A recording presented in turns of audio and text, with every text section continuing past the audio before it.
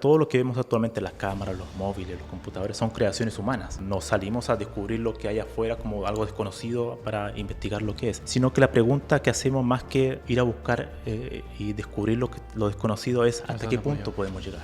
La búsqueda de la informática es una búsqueda mucho más rebelde, es como rebelarse a una realidad que no es suficiente. De hecho, muchas de las personas que renuncian a la informática, podríamos decir, tienen que lidiar con algo que no es muy natural y es la frustración. Tú vives constantemente con errores, que el código no compila, que el código no hace lo que tú quieres. Es como llevar problemas humanos, requerimientos, requisitos humanos y traspasarlo a una representación con ceros y unos, ¿no? Hay un experimento muy interesante que se da en inteligencia artificial, el tema del coche autónomo. ¿Qué va a pasar el día de mañana cuando el coche autónomo tenga que decidir a quién me cargo? Las tecnologías son neutras y lo más peligroso de la inteligencia artificial o de cualquier tecnología son los seres humanos.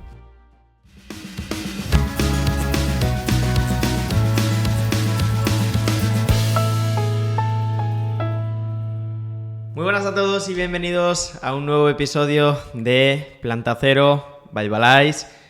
Episodio número 7, sí, 8. Entre el 6 y el 8. Vale, perfecto. Pues como veis no sabemos ni por dónde nos da el aire, básicamente. O sea, estamos en el mundo porque tiene que haber de todo, pero dentro de que en el mundo tiene que haber de todo, hay gente como nosotros y luego hay gente como el invitado que tenemos hoy.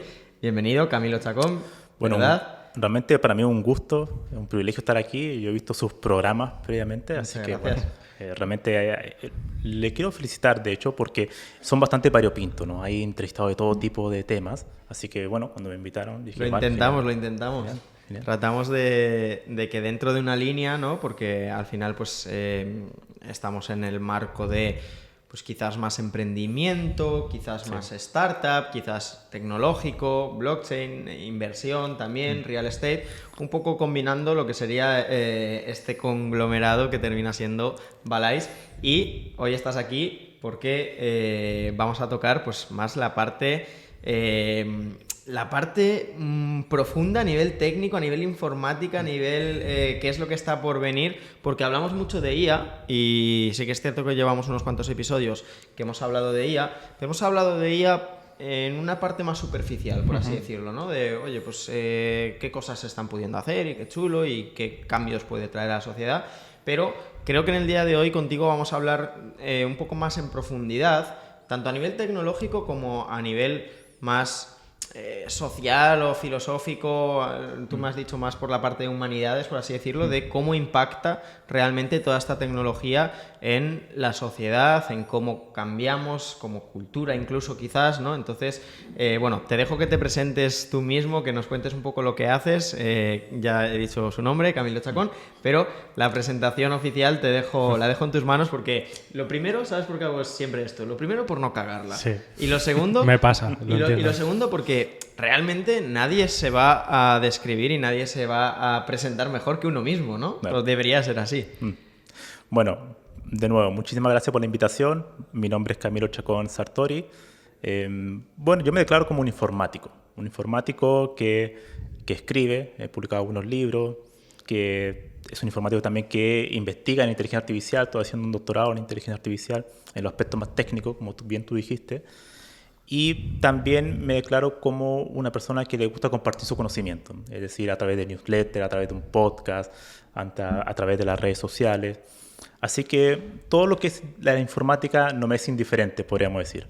Así que, bueno, he estado en esto ya hace mucho tiempo, muchos años, y aquí estamos. En realidad, todavía escribiendo cosas, todavía compartiendo conocimiento y tratando de tocar las distintas facetas de la informática. Así que eso sería yo. Yo creo que me declaro como un informático humanista, como alguna vez puse en mi sitio web, porque quizás abarca muchas más las cosas que me apasionan en la vida, ¿no?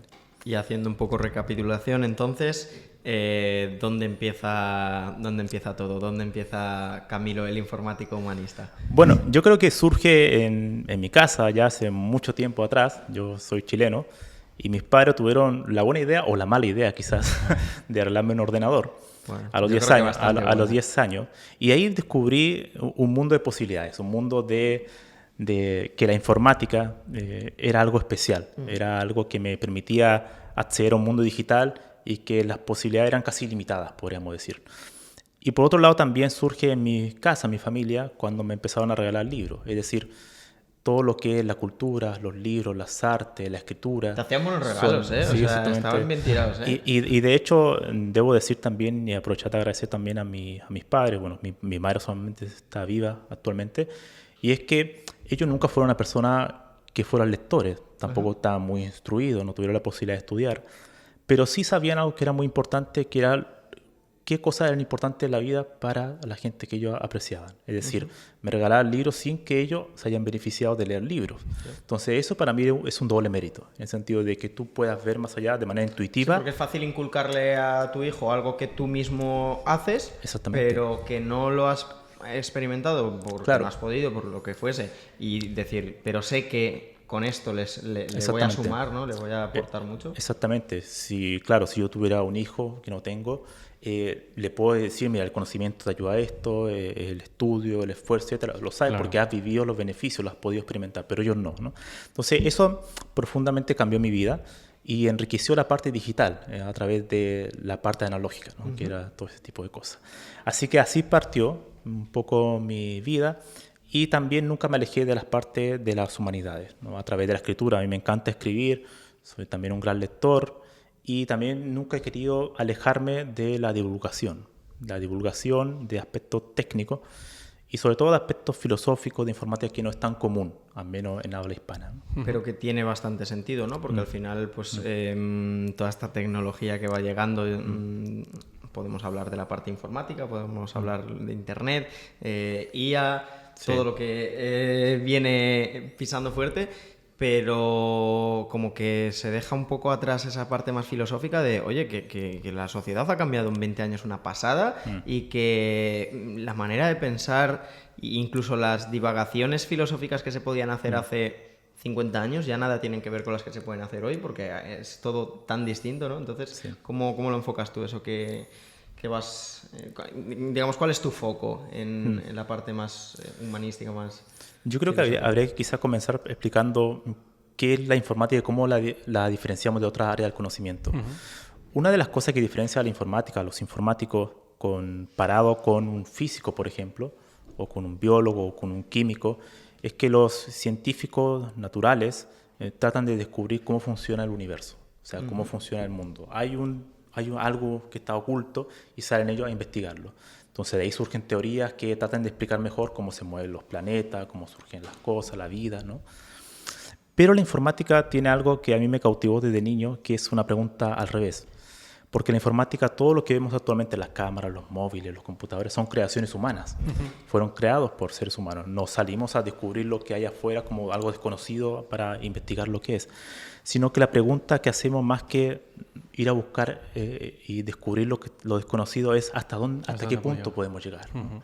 Hasta qué punto podemos llegar con estas herramientas. Y claro, inevitablemente cuando uno está en esa pregunta, surge la inteligencia artificial, si algún día esas máquinas van a poder ser mejores que nosotros, ¿no? Entonces la búsqueda de la informática es una búsqueda mucho más rebelde, es como revelarse a una realidad que no nos es suficiente, a una realidad que no nos parece, es como los autores que escriben ficción porque la realidad no es suficiente, Sí, es se muy queda aburrida, corta. ¿no? Hay que salir a un mundo y la informática es un poco también lo mismo, es esa búsqueda de lo impredecible y ver hasta dónde podemos llegar, llevar hasta el límite del conocimiento humano. Qué bueno. Y bueno, es que me parece muy pronto para hacer esta pregunta, pero ¿hasta dónde crees tú que podemos llegar a través de la informática? Bueno, es una buena pregunta y es algo muy curioso porque, por ejemplo, si tomamos el tema más controvertido, la inteligencia artificial, si tomamos a los más grandes especialistas en inteligencia artificial técnicos, gente que ha ganado el ACM Turing Award, que es el equivalente al Nobel, pero en informática, ni siquiera ellos están de acuerdo en lo que... No tan solo la pregunta hacia el futuro, hasta dónde vamos a llegar, sino que están de acuerdo ni siquiera con el conocimiento actual, la interpretación de la actualidad. Por ejemplo, los ChatGPT, los modelos generativos, realmente hay algunos que lo interpretan de una forma y otros lo interpretan de otra forma. ¿Por qué ocurre eso? Porque la inteligencia artificial no es tan solo un tema técnico o informático, sino que también abarca cuestiones como la neurociencia, la psicología, los aspectos legales, involucra todas las áreas humanas, ¿no? Entonces no hay un consenso. Ese tema de la inteligencia artificial ya ha superado la barrera del conocimiento informático. Ahora, si me preguntas a mí qué es lo que yo creo que algún día vamos a poder construir herramientas que sean superiores a nosotros en todo sentido, pero no con la tecnología actual. Yo creo que va a ser sistemas híbridos de alguna manera, algún nuevo tipo de arquitectura de computadoras que involucre biología, algún tipo de... que involucra ese aspecto más de la biología humana combinado con la informática. Todavía eso no existe en la actualidad. Un rollo avatar, vamos. Algo así. Y yo creo, porque ahora simplemente estamos en un paso intermedio a lo que viene. Déjeme darle como realmente una confesión. Yo cuando vi ChatGPT, ya esto hace muy poco tiempo, hace 2 años que se publicó, yo había estudiado todo lo que era procesamiento del lenguaje natural. Y sabía que las computadoras para los ordenadores muy difícil entender el lenguaje humano. ¿Por qué el lenguaje humano, el español, el inglés, el francés, es muy ambiguo? O sea, yo puedo decir algo de múltiples formas. Bueno, le estás hablando a un exactamente. cachorro que solo entiende Claro, 1, 0, sí o no, exactamente. blanco o negro, ¿no? Entonces, para los ordenadores y antes los investigadores en esa área era muy difícil, por ejemplo, que una máquina construyera un párrafo bien escrito, gramaticalmente correcto y que tuviera sentido. Entonces, cuando uno ve ChatGPT, cuando apareció, realmente fue realmente una sorpresa, algo que yo realmente no pensé que iba a ver en mi vida, sinceramente, cuando surgió.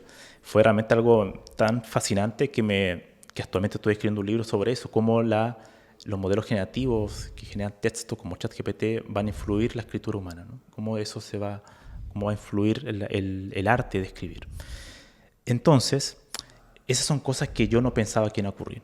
Ahora, evidentemente, cuando surge una tecnología como esta, hay muchas exageraciones también. Hay gente que piensa que ya están pensando, podríamos decir. Entonces, ese tipo de cosas, también la labor de nosotros, al menos como investigadores, está de decir, mira, lo que está actualmente tiene estos beneficios, pero también tiene todos estos problemas, ¿no? Sí. Para no caer en... Porque dices, yo no esperaba llegar a ver algo ya como un ChatGPT. Era justo la pregunta que a mí me rondaba la mente de decir, oye, ese Camilo que le regalaron el ordenador con 10 años, se esperaba que lo que él empezó a trastear en informática acabaría siendo lo que es hoy, que digamos, ¿cómo ha sido tu evolución? ¿Cómo has ido adaptándote? Porque quieras que no, la informática ha avanzado, puede que sea de las disciplinas que más rápido has tenido que avanzar y adaptarte, porque lo que aprendieses hace, qué sé yo, 15 años, hoy te sirve de algo, sí, un poco, pero una quizás base. no mucho, ¿no? Sí, bueno, yo creo que la informática es el sueño de la imposibilidad, en el sentido de que tú nunca terminas de aprender. Eso Es, te iba a decir, o sea, es una tienes que estar frustración formándote. constante. Sí. De hecho, muchas de las personas que renuncian a la informática, podríamos decir, o a la programación, que es como la actividad, el corazón de la informática, es que tienen que lidiar con algo que no es muy natural y es la frustración de los errores. Tú vives constantemente con errores, que el código no compila, que el código no hace lo que tú quieres, ¿no? Entonces es como llevar problemas humanos, requerimientos, requisitos humanos y traspasarlo a una representación con ceros y unos, ¿no? Y ese camino es un camino de frustraciones constante, ¿no? Entonces yo creo que ver este tipo de tecnología ha cambiado profundamente la forma de cómo estamos viendo el mundo hoy en día. O sea, vemos inteligencia artificial en todas partes actualmente, modelos generativos por todos lados. Y claro, sí es verdad que tiene mucha utilidad, también hay mucho humo detrás de eso, ¿no? Entonces, en ese sentido creo que yo me he visto entusiasmado. Al principio estaba obviamente mucho más entusiasmado que estoy ahora que ya lo uso día a día, puedo darme cuenta cuáles son las falencias, cuáles son las cosas que realmente me sirven, las cuales que no me sirven. ¿Y qué hay de humo? Dices, hay mucho humo, ¿qué hay de humo? Cuéntanos. Bueno, una de las cosas, esto yo creo que es inevitable en los seres humanos. O sea, cuando algo nos gusta, tratamos lo lo exageramos totalmente, ¿no? Todo IA, todo IA, todo IA. Pero por ejemplo, esto pasa con distintos tipos de tecnología. De hecho, todo el tema de blockchain, un tiempo que también estaba muy de moda, era normal. Incluso recuerdo también una temporada de no sé qué, de Machine Learning y todo era Machine Learning. Y Claro, decías, claro, o computación cuántica también. Computación cuántica es algo que yo soy más o menos escéptico, así, esto entre paréntesis, porque claro, hay mucho humo, incluso algo que la gente a veces se sorprende, incluso en cuanto a investigadores. Muchos de los artículos científicos que se han publicado en computación cuántica han sido retirados porque se han demostrado que no han podido replicar los experimentos. Entonces, eso también demuestra que, claro, la ciencia no es infalible, pero también al menos tiene un método para generar ese tipo de validaciones. Entonces, el humo que existe hoy en día en inteligencia artificial es que muchos la ocupan como un comodín, ¿no? O sea, están ocupando inteligencia artificial, en realidad están ocupando quizá un Excel, ¿no? Haciendo cosas que realmente no son inteligencia artificial o lo podrían hacer con algo mucho más simple. Sí. Entonces, pero bueno, eso es parte de la tecnología. Es que eso mismo que comentas me recuerda a, pues eso, blockchain y criptos y demás. Venga, pues ahora sacamos un token de esto, pero ¿te es necesario en el modelo de negocio que tienes sacar un token o meterle blockchain? Porque puede que sí, que te esté dando ventajas y te esté optimizando el negocio, sí. O puede que no y lo estés metiendo a calzador porque es la moda. Claro. Porque hay... No, ahora lleva blockchain mi negocio y es como, ya, pero si no te hace falta, no te resuelve ningún problema, no te hace más eficiente, sí. No nada, sí. ¿No? Pero bueno. Sí, totalmente. Y bueno, no sé, ¿querías decir algo más? Sí, bueno, y otra de las cosas también yo creo que es interesante y es uno de los problemas de por qué no podemos entender bien la inteligencia artificial es que nosotros los seres humanos tratamos de antropomorfizar las cosas. ¿Y esto qué quiere decir? Es muy común que muchas veces le damos aspectos, cualidades humanas a aparatos tecnológicos. No sé, le decimos, bueno, compórtate bien al móvil o no te me apagues o cosas así como si fuera un ser humano dándole orden, ¿no? Y eso es algo muy propio de los seres humanos porque todavía la tecnología con la cual estamos interactuando no la entendemos totalmente. Claro. Y es lo que ocurre muchas veces con los modelos de inteligencia artificial, cuando le decimos que realmente entiende, si son inteligentes, si son creativos. Claro, la creatividad, la inteligencia son aspectos humanos, son cualidades humanas, ¿no? Claro. No son cuestiones que son de máquina. Por tanto, es obvio que tendemos a confundir eso, ¿no? Entonces, bueno, un ejemplo muy claro es como yo veo cómo trata la gente mayor a un aparato cotidiano como puede ser Alexa o Siri, que Alexa, por favor, haz no sé qué. Claro, las personas ven raro como decir, oye, enciende la luz y punto. No, o sea, no dan comandos, sino que... Lo entiende como una conversación, como si fuese una persona y claro, es un poco difícil desligarse de eso, claro, no dar esa versión. Alexa, hija, mira a ver si me puedes decir qué tiempo va a hacer pasado mañana. Hay muchas gracias, claro. Claro. Entonces, ese tipo de confusión incluso existe entre los expertos. Entonces, porque es algo muy natural en los seres humanos, tratar de darle ese tipo de cualidades. Entonces, actualmente no hay un consenso como tal de si la inteligencia artificial es realmente inteligente. ¿Por qué? Porque la inteligencia es multifactorial. O sea, la inteligencia humana involucra la memoria, la capacidad de reconocer patrones, la visión, la audición. O sea, todos los sentidos humanos son parte de la inteligencia. Uh-huh. Y lo que tenemos actualmente con la inteligencia artificial son específicas. O sea, pueden reconocer rostros, pueden hacer un párrafo muy bien escrito como ChatGPT, pueden generar un video, pero no es algo que... no está unificado todavía, ¿no? Todavía no entiende el mundo real, podríamos decir. Estos modelos solamente saben los datos con los cuales se ha entrenado y en base a sistemas probabilísticos dar una respuesta que es muy interesante, muy adecuada, pero no saben que cuando yo bote este vaso, eso va a derramar el agua, por ejemplo. O sea, romper. No tienen una concepción del mundo físico, mundo en el cual nosotros vivimos. Lo decía Esteve, ¿no? Que es como que la inteligencia artificial para las cosas complicadas es muy inteligente y luego para las cosas más lógicas, sobre todo la parte más lógica es la que se pierde, ¿no? La que no... Exactamente. O sea, claro, actualmente es un sistema de aproximación, podríamos decir. Uh-huh. Es decir, todo lo que es los modelos generativos hacen una aproximación, pero de los datos de entrenamiento. Y eso nos lleva a otro tema que también es un tema preocupante también, porque actualmente todos estos sistemas, los más importantes como ChatGPT, son parte de empresas privadas. O sea, nosotros estamos totalmente a ciegas de cuáles son los datos de entrenamiento que ellos usaron. No sabes si son objetivos o no. Exactamente. ¿No? Y no tan solo no saben los datos que ocuparon, sino que cómo lo han preprocesado.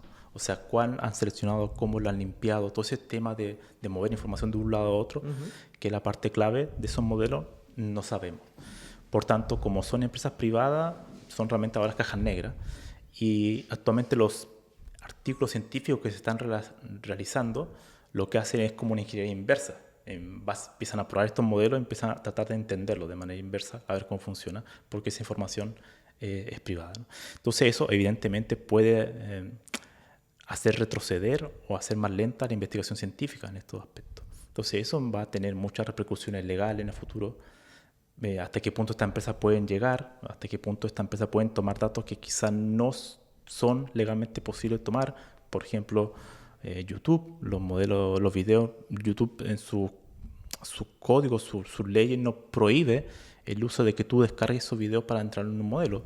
pero estoy convencido, y creo que ellos también nos lo han dicho directamente, OpenAI, que es más Close AI, podría ser más correcto el nombre, no han dicho eso, pero evidentemente están ocupando videos de YouTube, ¿no? Entonces, todo este tipo de falta de regulación es algo que se viene ahora, ¿no? Todo este tema, porque ahora es un campo abierto. Entonces, ese tipo de cosas son importantes. Para poder entender esta tecnología hay que saber también cómo han sido entrenadas, ¿no? Y eso actualmente es un misterio para muchos, ¿no? Qué bueno. Yo te quería hacer un inciso sobre esto que estabas comentando, porque pues hablas de la parte, ¿no?, de regulación dentro de ella, pero es que, dentro de ella, de cómo se entrenan las IAs, de qué datos se utilizan, de cómo se tratan esos datos, si utilizan datos de aquí o de allá y con qué poder lo hacen. Pero es que no hay que irse a la IA, sino que todavía no se ha llegado a regular bien el tema de datos, porque hasta hace no mucho Facebook estaba en juicios porque los datos nadie sabía muy bien qué es lo que estaban haciendo con ellos. Y Google, pues obviamente también Dios sabe lo que hacen con los datos. O sea, sobre el papel hay cierta regulación y se supone que nuestros datos en general son protegidos, pero luego a poco que miras un poco en Dark Web y todas estas cosas, dices lo que hay por ahí, y te llegan mensajes a WhatsApp, al móvil, no sé qué, y dices, ¿y a mí esto de qué me ha llegado? ¿Me habrán hackeado algo, no sé qué? No, o me habré metido en algún sitio que no debía. No, es que a día de hoy ya no hace falta ni que te hayas metido en un sitio que no debías, es que han hackeado la base de datos de no sé dónde, sale tu mail, esos mails luego los van a comprar en el mercado negro y van a meter mensajes masivos a ver si pescan a alguien que tenga estas características. De hecho, estas últimas semanas ha habido polémica con el tema de Instagram, que tenías que meterte expresamente en una sección de Instagram para no darles tu autorización para que utilizaran tus imágenes para entrenar inteligencia artificial. He visto a gente subiendo rollo, sí. Instagram no te permito... Creo que luego con toda la polémica, si no me equivoco, creo que se han echado para atrás y como que al final han dicho que no van a utilizar las imágenes de nadie para entrenar a inteligencia artificial.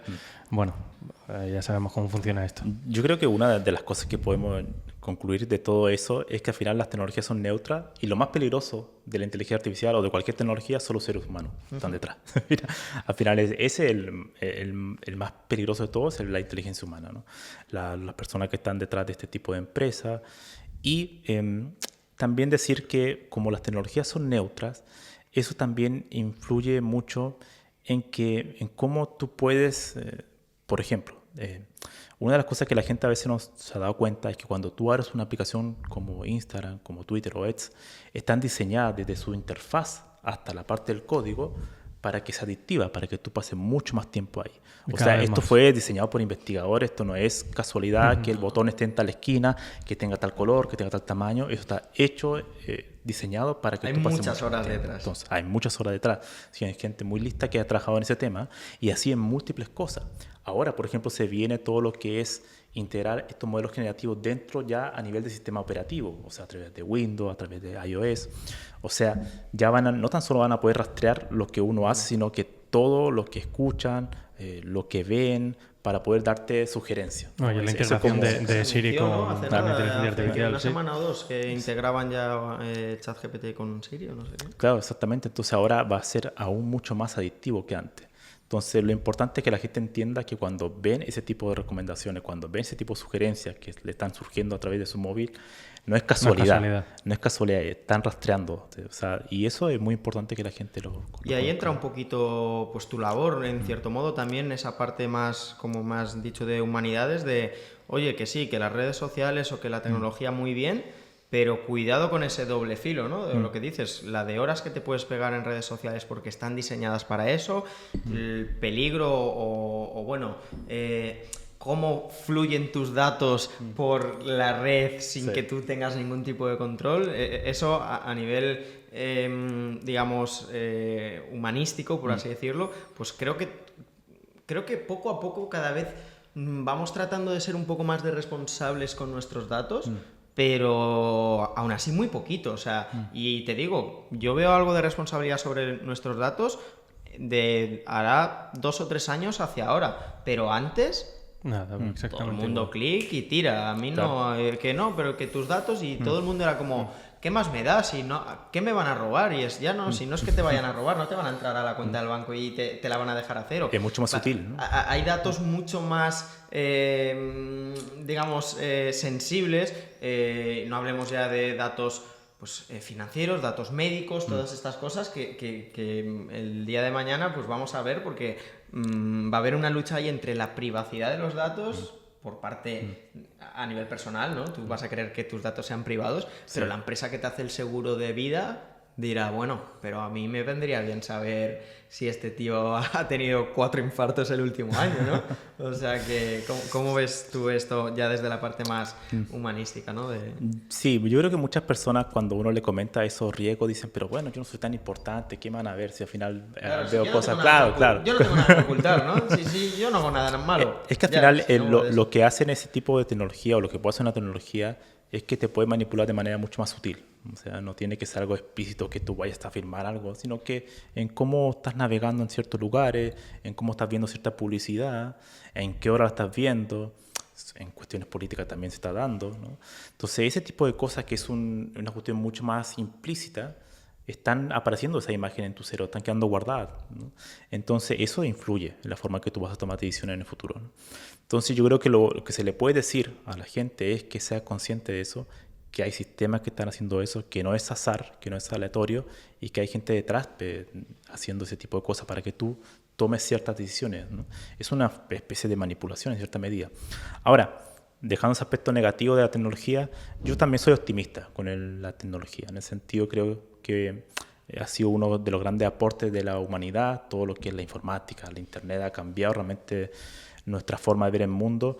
Y más allá de los peligros, creo que los beneficios son mucho mayores si uno los sabe usar de manera adecuada. Gran poder y gran responsabilidad, ¿no? Sí, totalmente. Yo, por ejemplo, en mi caso, yo nací al sur de Chile, en una isla que se llama Chiloé, donde uno no podía acceder a mucha información y a través de internet pude encontrar libros, pude encontrar videos de clases que de otra manera no hubiera sido posible. Entonces, ese tipo de cosas, si uno lo aplica de buena manera, te abre un mundo de posibilidades, ¿no? Pero no hay que descuidar el aspecto más humanístico, en el sentido de tener esa responsabilidad de que estas tecnologías al final pueden afectar de manera negativa la vida humana, ¿no? Y yo creo que eso un poco ese mensaje, dejar ese mensaje que las tecnologías pueden ser positivas si uno es consciente de lo que están haciendo. Y eso también tiene que ver mucho con la sociedad, con la regulación, ese tipo de cosas, ¿no? Un poco tópico, ¿no? Pero lo típico de cada vez somos menos personas y más robots, ¿no? Cada vez estamos ya más metidos aquí dentro del móvil, sí. y ya las relaciones interpersonales no tienen nada que ver con lo que eran hace 20 años, ni lo que eran hace 40, ni 60. O sea, al final toda esta tecnología está modificando mucho también nuestra manera de relacionarnos con los demás, ¿no? Yo creo que sí, pero yo creo que igual hay que entender, por ejemplo, el tema ahora está debatiendo mucho si los móviles son útiles dentro de la sala de estudio, o sea, en el colegio, por ejemplo. Algunos dicen que sí, otros dicen que no, algunos están retirando porque las puntuaciones han bajado, la gente ya no se enfoca mucho menos. Es muy difícil tener una conversación cara a cara que dure 10 minutos sin mirar el móvil, ¿no? Entonces, ese tipo de cosas afectan muchísimo el estudio, porque al final el ser humano para poder aprender cualquier cosa requiere foco, atención. Sí. Entonces ahora la persona que tiene mucho foco es algo rarísimo, ¿no? Es casi como una habilidad especial. Entonces, claro, ese tipo de cosas se están regulando de manera casi de natural, porque llevamos muy poco tiempo en eso. Los móviles, ¿hace cuánto tiempo los tenemos? No muchos. Yo en el colegio no recuerdo de usar demasiado el móvil comparado con lo que se tiene que usar ahora. Exacto. O sea, quizás ya segundo de bachillerato que te pilla un pelín más mayor, pero cuarto de la ESO, por ejemplo, es que tampoco podías hacer gran cosa con el móvil. Para quedar con los amigos, alguna foto, pero no lo usabas. Exacto, porque no tenías tanto entretenimiento, ¿no? No tenías tanto Instagram. Yo creo que en cuarto de la ESO yo no tenía, o si tenía Instagram, no tenías ni siquiera la costumbre de ponerte a mirarlo en ese momento. Lo mirabas de verdad en los ratos libres. No es ni de lejos lo que es ahora. Lo mirabas en los ratos libres, pero los ratos libres de verdad. Y ahora empiezas a sacar ratos libres para mirar el móvil, que no son ratos libres, que es que tendrías que estar haciendo otra cosa, ¿no? Exactamente. Y lo que pasa es que, claro, como ha pasado tan poco tiempo, estos estudios que son de psicología requieren mucho más tiempo, unas décadas, para saber realmente cuál es el impacto de eso. Lamentablemente para la generación actual son los que más van a ser una especie de conejillo de indias, por así decirlo, ¿no? Van a tener que sufrir con eso cuando hasta 10 años más, 20 años más se diga, mira, esto realmente tenemos que ocuparlo de esta manera. Y de esta forma, ¿no? ¿Cuántas veces pasa, ¿no? De que al cabo de unos años dicen, uy, esto hay que quitarlo de los alimentos, que es malo, que no lo sabíamos. Joder, pues llevamos 20 años comiéndolo. Pero es un ejemplo, ¿eh? Digo esto de los alimentos como cualquier otra cosa. No, es que llevamos construyendo edificios con este material 20 años y resulta que es súper inflamable. No, o sea, no podrías haberlo investigado un poco más antes, ¿no? Claro, y dices, joder, la de meteduras de pata que estamos haciendo muchas veces con tanta innovación y va tan rápido el cambio y te das cuenta de las consecuencias en un espacio de tiempo tan amplio, ¿no? Claro. Que dices, ostras. Ya hemos recorrido mucho. Totalmente. Y claro, y esa es una de las labores de la informática, es que muchos informáticos en la actualidad son muy técnicos, en el sentido de que solamente piensan en la tecnología es todo, ¿no? Claro. Entonces, cuando uno piensa en el aspecto más humanístico, en el sentido de la persona, cuáles son las repercusiones de lo que estás creando. Es otro tipo de preocupaciones. Es otro tipo de preocupación. Claro. Le añades una capa extra a lo que estás construyendo. Le da además un mayor sentido a lo que estás haciendo, que al final no es tan solo la informática una labor tecnológica, sino que también es una labor humana. Al final es algo que construimos humanos, ¿no? Ya nos lo decía también Esteve Admiral, que sí, es que la tecnología corre mucho, pero tecnología que a día de hoy no puedes lanzarla porque la sociedad no está preparada. Entonces, a veces no está preparada la sociedad, a veces no están preparadas las estructuras de poder y la tecnología sigue corriendo y sigue escalando de manera, digamos, no es lineal. Y vas cayendo según cómo la sociedad quiera que avance, si más rápido o más lento, ¿no? Al final claro, es como pero marca más el paso la propia sociedad que la tecnología. La tecnología podría correr más, ¿no? Si le dejas correr, si no dependiese de nosotros. Sí, iría mucho más rápido, ¿no? Entonces, claro, la labor de la sociedad es tener eso presente, y también del individuo, o sea, de cada persona que ocupa una tecnología, tener presente ese tipo de cosas, ¿no? Porque muchas veces la gente está como muy absorta en las herramientas, en las apps nuevas, y se olvidan de esas cosas, se olvidan de las repercusiones. Por ejemplo, se olvidan que cuando uno sube una foto, la hace pública, esa foto no se va a borrar. Incluso aunque tú la borres, está respaldada, ¿no? Entonces, ese tipo de cosas son importantes que la gente lo sepa. Así al menos van a tener un poco más de precaución o al menos una mayor reflexión, ¿no? de lo que se puede estaba hacer. pensando también en el ejemplo de... Ya se están haciendo pruebas, ¿no? Con supermercados completamente automatizados, que no hay empleados ni nada. ¿Por poder se puede hacer? Sí. Pero a nivel social, ¿qué impacto tiene? Ostras, pues a lo mejor mucha gente dice, ¿cómo? ¿Que voy al supermercado y no va a haber nadie? Y me van a caer así todas las cosas. Entonces, yo creo que hay muchas cosas que se pueden hacer, claro que se pueden hacer. Pero, ostras, lo primero, impactas en una industria a un nivel muy grande, puestos de trabajo, manera de relacionarse esa persona, pues oye, al que le gusta ir al supermercado y preguntarle al charcutero no sé qué y al de la pescadería esto, no, es que ahora todo máquinas. Sí, o sea, que son relaciones sociales y que muchas veces vas a hacer la compra un poco pues por ver gente, por tal, por no sé qué, pues, o sea, hay muchas y si cosas ya se te quitan eso también, es que vas a pasar... Cambias las maneras de relacionarte porque... Hay gente que no va a ver a nadie, que no te vas a relacionar con nadie. Muchas de las cosas tienen que ser gradual, ¿no? Porque si no es como, bueno, la gente se puede generar como una especie de... No entiende realmente qué es esto, ¿no? Entonces, al final, ese tipo de cosas es fundamental. De hecho, hay un experimento muy interesante que se da en inteligencia artificial, el tema del coche autónomo, que se llama el problema tranvía. O sea, ¿qué va a pasar el día de mañana cuando el coche autónomo tenga que decidir entre... ¿A quién me cargo? Claro, exactamente. O sea, a los peatones o a los pasajeros del coche. ¿Alguien estará dispuesto a comprar un coche sabiendo que en tal situación va a preferir a los peatones que al dueño del coche? Un peatón que va con un carrito de bebé y no sé qué, y el coche dice, pues... Sí, que ahí tienes que haces una escala de qué vale más, qué vale menos. Exactamente. Y científicos del MIT hicieron una aplicación web con una encuesta enorme en más de 200 países, colocando a la persona enfrente y eligiendo. Poniéndote en esa situación, ¿no? Exactamente. Para darle más la parte humana y menos la de máquina, ¿no? Y se dieron cuenta que... Exactamente. Y se dieron cuenta que, dependiendo de la cultura, las decisiones eran diferentes. Por ejemplo, los países que eran más colectivistas, asiáticos, por ejemplo, preferían salvar a las personas mayores que a los jóvenes. A lo curioso. El respeto a la persona mayor. Es que todo depende de cómo lo mires, porque si la cultura es de un respeto total a la gente mayor, tal. Si la cultura es una cultura que es mucho más fría, mucho más de un pensamiento muy lógico y por pensamiento lógico, pues obviamente puedes decir... Mejor el joven que... aquí las cuentas me salen que tiene que morir la persona mayor, ¿no? Claro. Entonces es y muy peliagudo. Y lo que implicaba todo eso, al final de cuentas, después de este experimento, es que, claro, una cosa es lo que la gente quiera y otra cosa es lo que la gente debería hacer. O sea, uno no puede hacer conclusiones morales según un experimento, por ejemplo.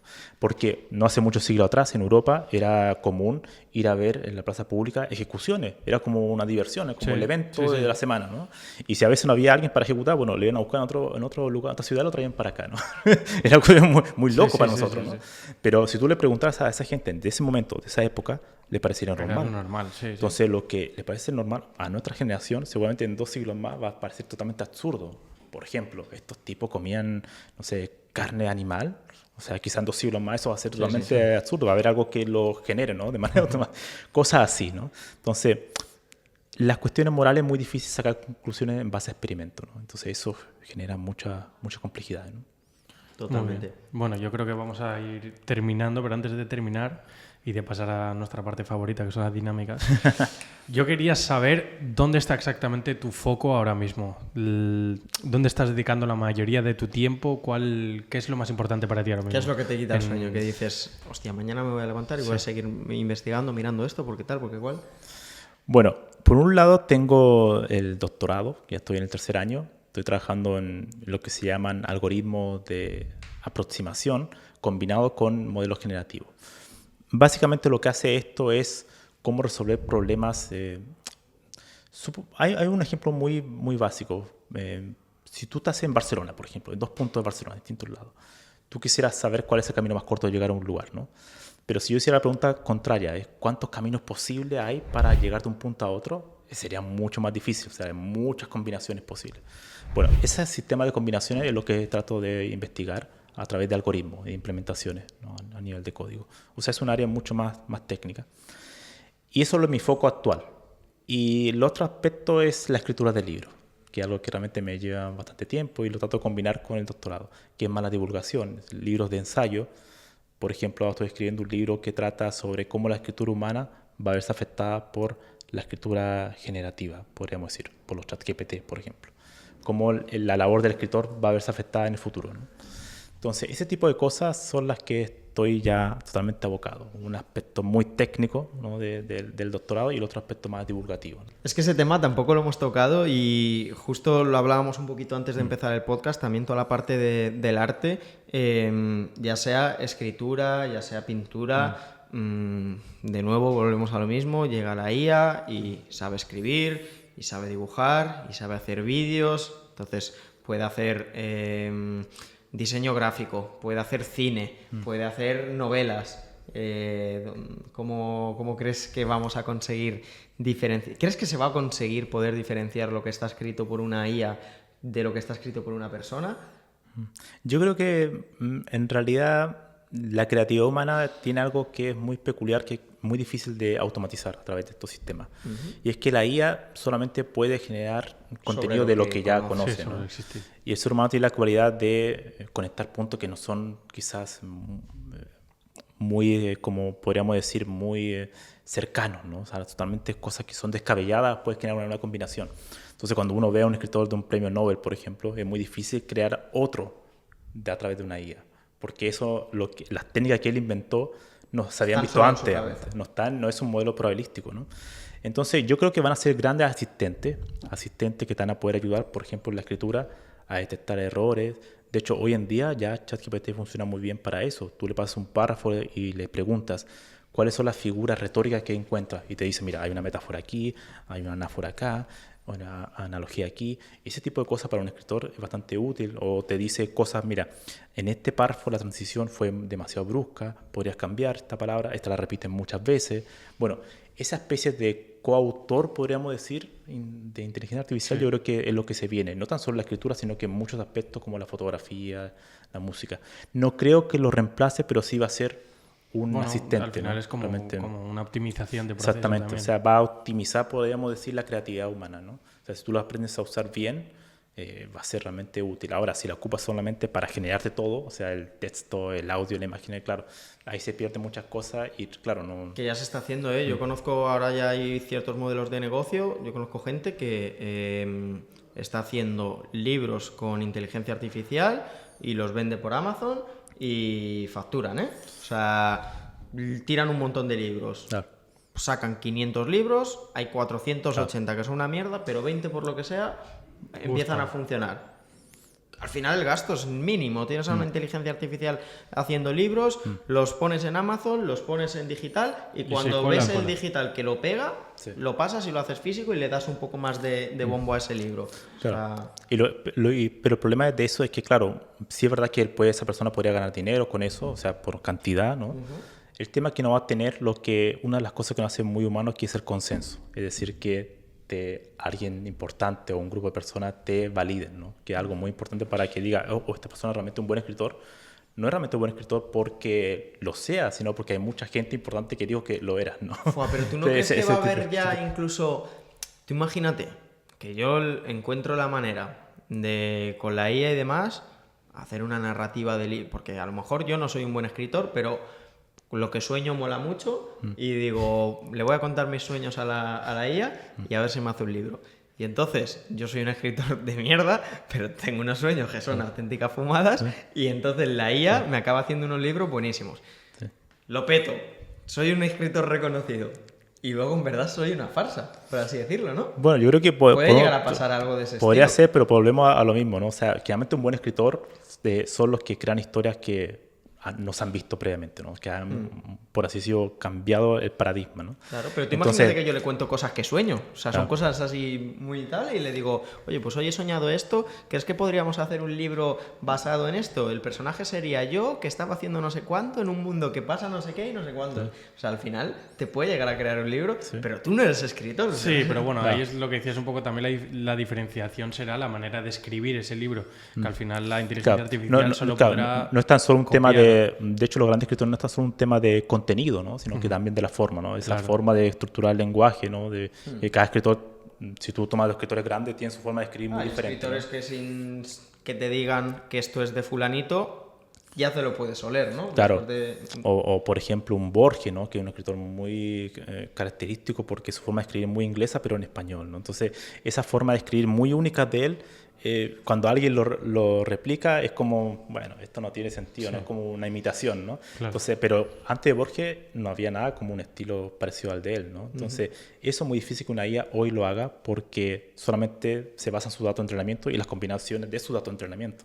No tiene como esa forma de escribir nueva, por así decirlo.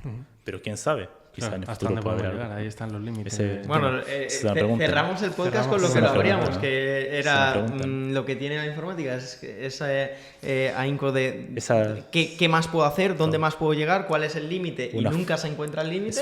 Y cerramos el podcast diciendo lo mismo, que quién sabe, no sabemos dónde podemos llegar, nos ha salido perfecto. Increíble, perfecto. Aposta, sí, os lo teníamos. Nos tienen que pagar doble, tío, está siendo muy bueno. Pues nada, pues vamos a ir con la parte final, vamos a ir con las dinámicas que ya te hemos estado comentando un poco para ponerte ahí un poco en situación antes de comenzar. Y la primera dinámica es la de que te vamos a pedir 2 mentiras y una verdad. En el orden que quieras y intentando camuflarlas para que la gente pues no pueda intuirlo fácilmente. Y luego nos dirás cuál es verdad, nos lo dirás a nosotros fuera de cámaras y se lo contaremos a la gente en el último capítulo, ¿vale? En el último capítulo de esta temporada diremos invitado por invitado cuál fue la verdad, ¿vale? Para que la gente se le quite de la cabeza que alguno pues ha hecho cosas raras en Antena 3. Raras por ahí, ¿vale? No sé qué iba a decir, así que... Vale, así que sí, vale. No sé qué iba a decir. Sí, bueno, no sé si sean cosas tan raras, pero bueno, vamos. Me encanta escribir poesía. Me encanta la poesía, escribo cada día poesía. O sea, es un género que me fascina. La otra, los viajes. No me gusta viajar. O sea, algo que muy propio de nuestra generación, pero a mí al menos no me interesa, los viajes. O sea, podría estar aquí, mi rutina diaria, cada día, normal, bien. Y la última, soy bibliófilo. Es decir, me encanta tener un libro y tener múltiples ediciones de ese libro, en todos los idiomas, ¿vale? Así que Esa sería mi... Es difícil, Es difícil. Decidnos en los comentarios a ver qué pensáis vosotros. Ostras, a mí la de viajar me chirría más, pero las otras dos me pueden cuadrar ambas perfectamente. Sí, no, a mí no me extraña. O sea, cualquiera la veo posible, no la veo ninguna locura.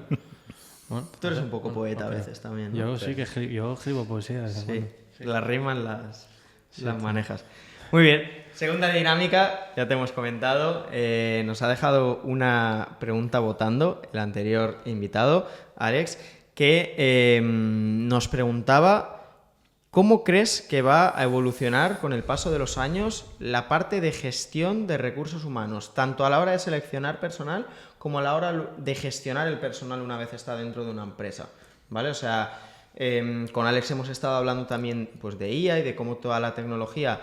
en su caso hemos hablado más de la parte quizás un poco más profesional, de cómo pues, todos los profesionales o se adaptan y aprenden a utilizar herramientas de IA y digamos que mejoran sus cualidades o están fuera.